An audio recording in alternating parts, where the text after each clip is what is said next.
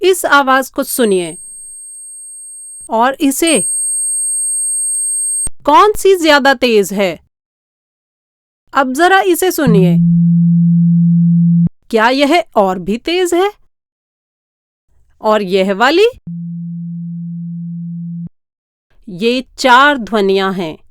इन्हें एक बार फिर से सुनते हैं। नंबर 2 और नंबर 3 ऊंची हैं।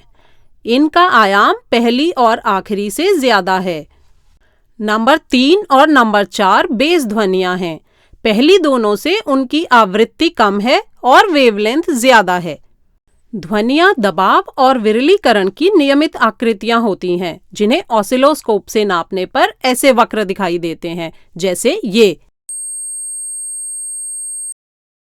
अब इन आवाजों को सुनिए।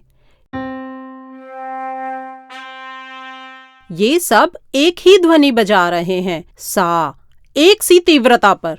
लेकिन ध्वनि और तीव्रता दोनों एक समान होने पर भी हर यंत्र की आवाज बिल्कुल अलग सुनाई देती है।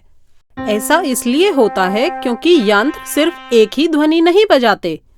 थोड़ी विभिन्नताएं, अतिध्वनियां, शोर और जिस प्रकार बजाते वक्त ध्वनि हल्की सी बदल जाती है, ये सब मिलकर ध्वनि की गुणवत्ता या ध्वनि की लय बनाते हैं। हर यंत्र या आवाज की अपनी लय होती है। इन आवाजों के बारे में क्या ख्याल है?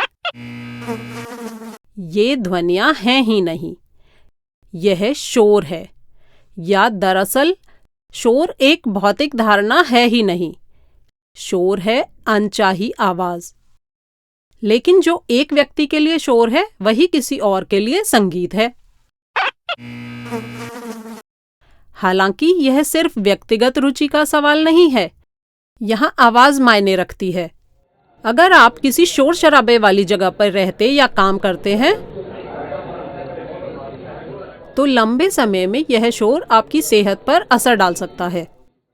शोर आपके तनाव के स्तर को बढ़ा सकता है, जिससे आपकी नींद पर बुरा असर पड़ता है। यह ब्लड प्रेशर बढ़ाता है और प्रतिरक्षा प्रणाली को कमजोर करता है। एक अजीब बात यह है कि जरूरी नहीं कि यह शोर आपको परेशान करे ही।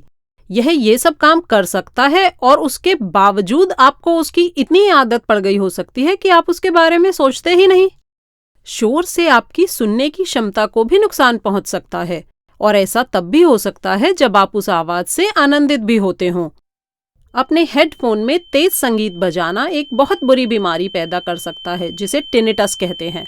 इसमें आपके कानों में तब भी घरघराहट या गुनगुनाहट सुनाई देती है जब असल में बिल्कुल शांति होती है। बहुत दूर से आने वाली अनचाही आवाजें पास से आने वाली आवाजों से कम शोर करती हैं। अगर आप दूरी को दुगना कर दें तो आवाजों की तीव्रता चौथाई रह जाती है। ध्वनि की तीव्रता दूरी के वर्ग के उल्टे अनुपात में कम होती जाती है। अगर आप आवाज के स्रोत से दूर नहीं जा सकते तो आप इसे इंसुलेट कर सकते हैं। अपने और आवाज के स्रोत के बीच कोई चीज रख देने से आपको आवाज कम सुनाई देगी।